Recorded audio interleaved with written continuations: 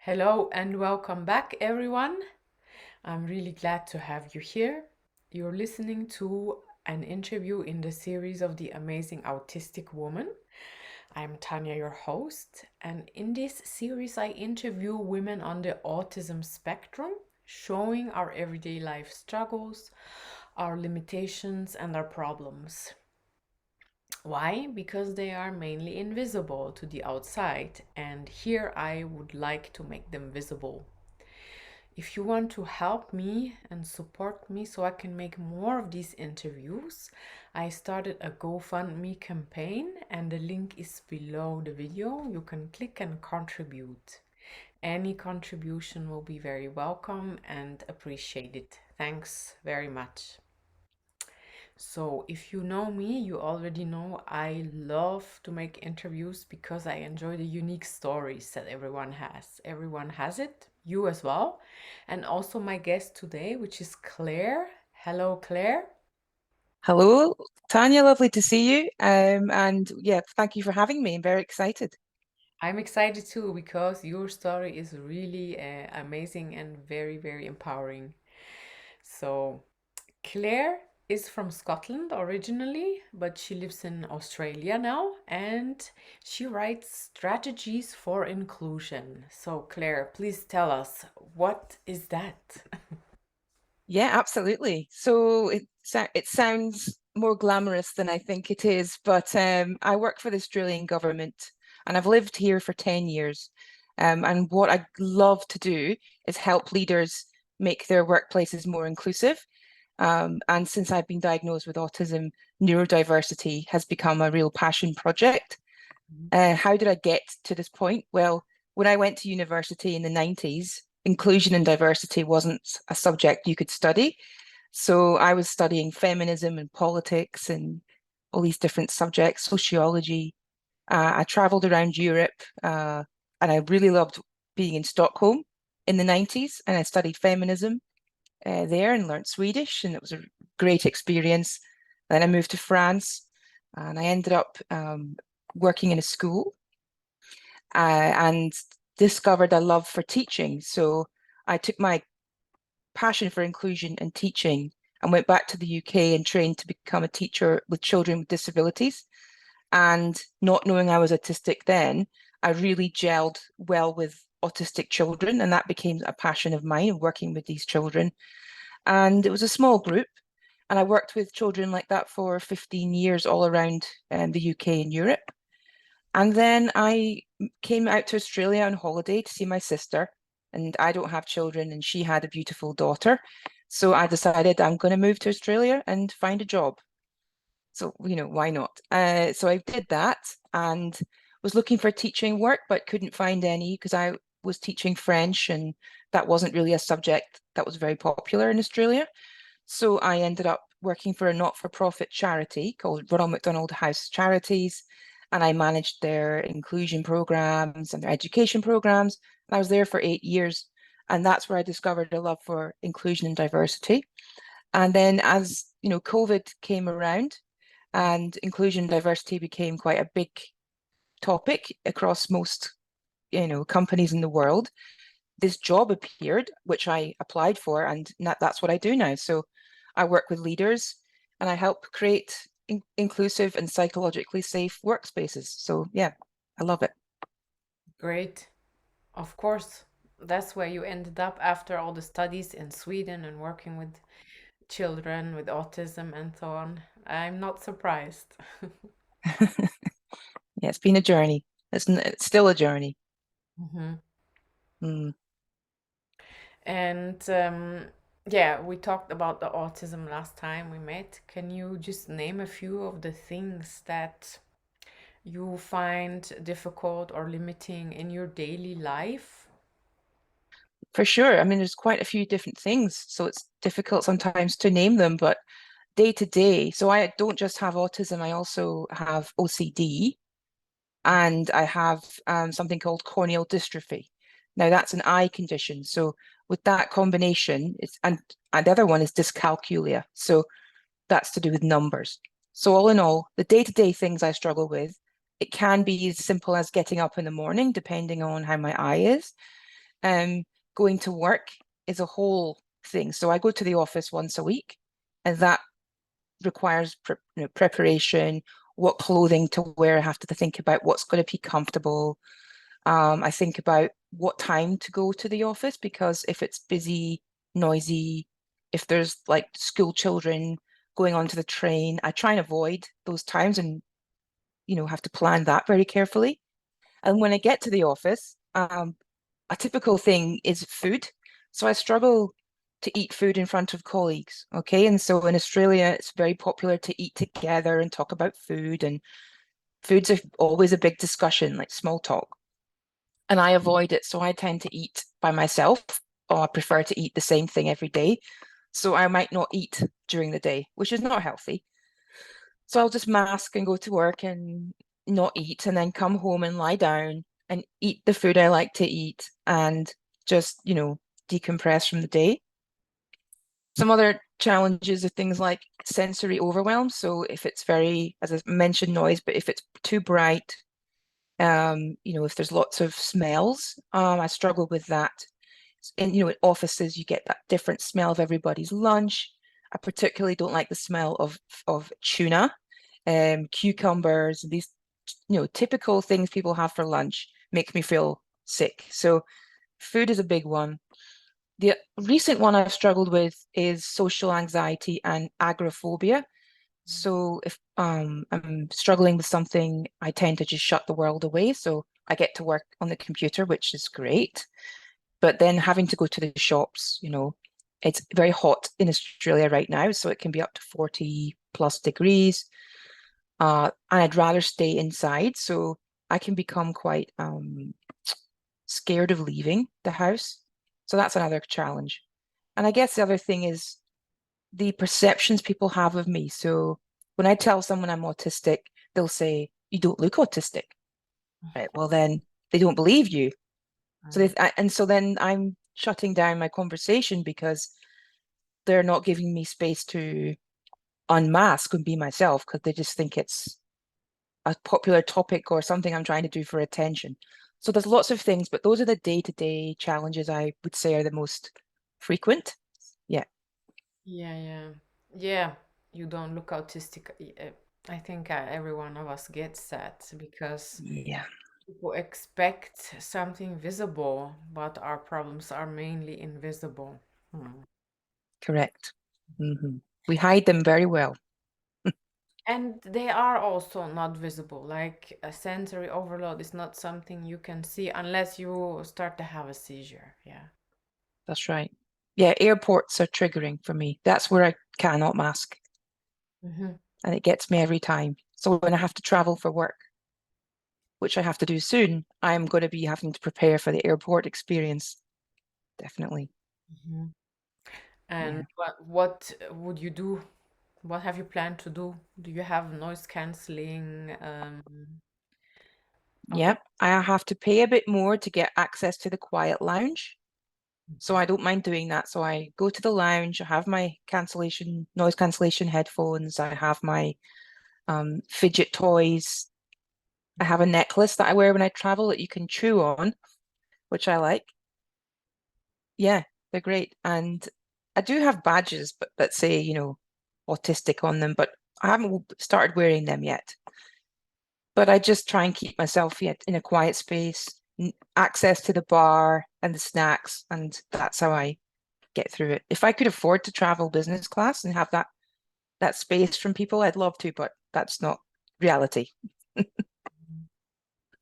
Yeah. What are other things that you came up with that you do to cope with the everyday limitations and problems that you have? Yeah. So as far as possible, I try and plan. I write things down a lot. So I have visual planners on my um, kitchen wall and on my fridge. I prepare as much as possible for what might happen.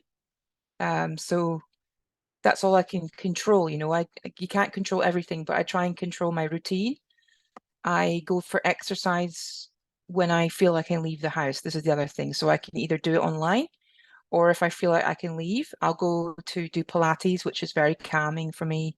It's in like a dark space, it's cool, and there's only 10 different beds. So that feels like a really good exercise for me to do, and I really enjoy it. And I think the other coping mechanisms I have is doing things like this. So this is not my comfort zone, but I found on LinkedIn particularly, I'm finding a community of women who are also autistic, right? And I don't have to leave the house to go to a busy conference to go and network or mingle. I can just turn on my computer, put out some information, and people react to it. And it feels validating, and it feels like I have a community of people that I've never met.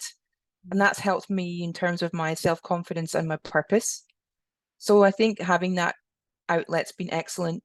And I think boundaries has been a big thing for me. So learning what makes me exhausted, what drains my energy, and what gives me energy, and trying to do more of that and less of the stuff that really drains me. And having the confidence. Now I'm in my 40s, I feel more powered, empowered and confident to say, that doesn't serve me, thank you. Or, I can't do that piece of work for free. I do have to charge, so that you're not giving yourself away. You are, doing something that means something to you, and you're getting that value back. So I think those are the main things. Yeah. Also, I was going to say research has been helpful. So since learning I was autistic, we like to research. I think it's a common trait. So I've been researching every single thing about autism that I could possibly find.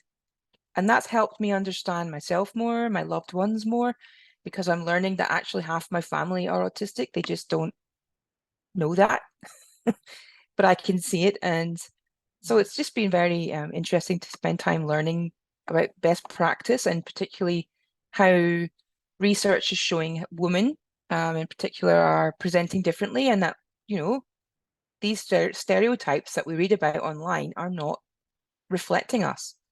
So I'm now part of this community of advocates going out there and standing up and facing criticism and saying, we are here, this is who we are, and please listen to us. So Yeah. that's been very empowering too. What are these stereotypes you're talking about? So things like, like I said, we said earlier, you don't look autistic, or, I think a lot of times they're expecting me not to be able to look at them in the eye, or not have any empathy, not have a good sense of humor, which is something I pride myself in.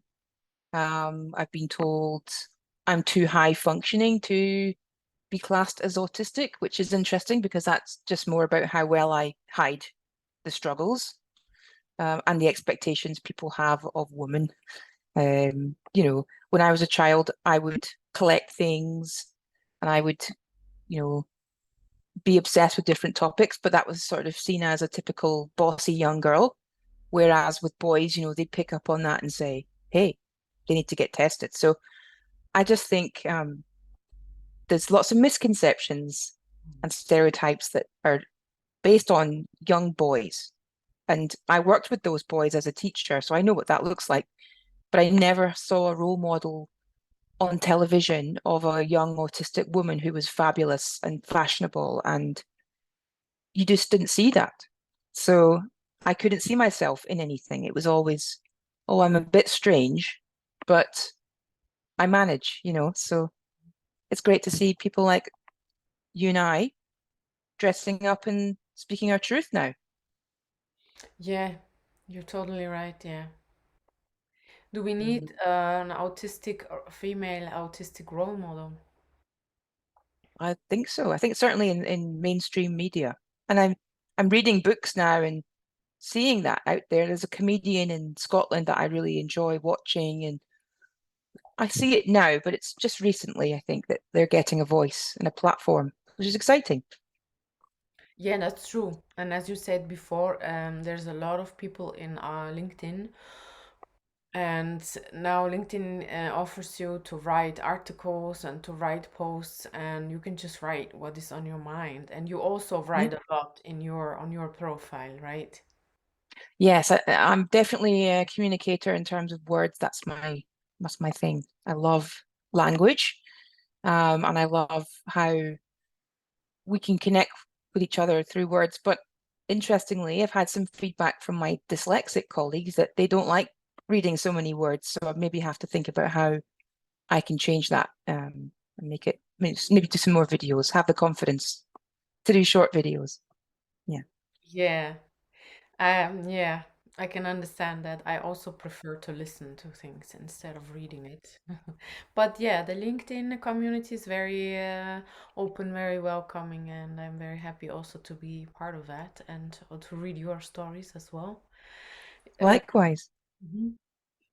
Yeah, I'm happy that we met there, Claire. And would you like to say wrap it up and maybe say a take-home message to any autistic woman who's listening right now?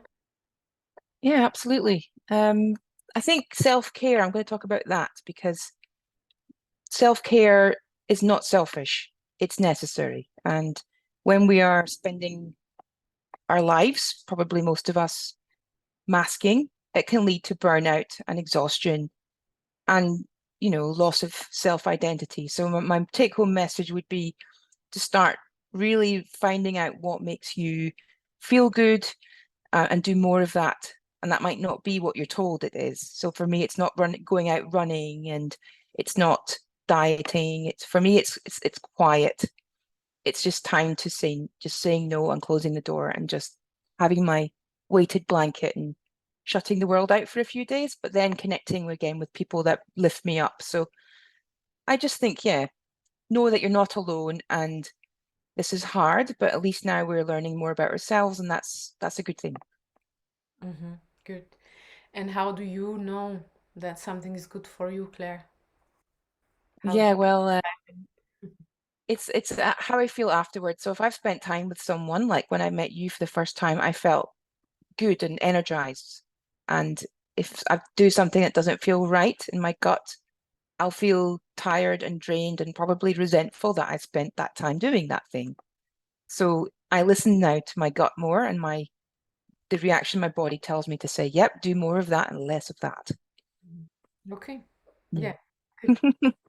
Yeah, I think it's good for us to reconnect to the body. And the one thing that autism has showed me also is to really reconnect with myself again and again. It's daily work and to listen to the body because it Mhm. does speak. Oh yeah, it sure does. All right. Thank you very much. Thank you so much for having me. It's been fantastic. Yeah, it was my pleasure. Thanks for showing up and telling us all these important things. That was very good, I think. We say bye to Perth, right? You're in Perth. I'm in Perth, yes, indeed. Bye bye to Perth. And if you're listening right now and you actually, I forgot to mention that, I have made a little playlist. It's like an online course for autistic women which gives a few tips and tricks and tools to learn for coping with everyday problems. You can also find a link below the video and get that for free. You just have to give up your email address and you can do the course on your own. Okay, and thanks for watching the video today. See you next time, everyone. Bye. Bye, Claire. Bye.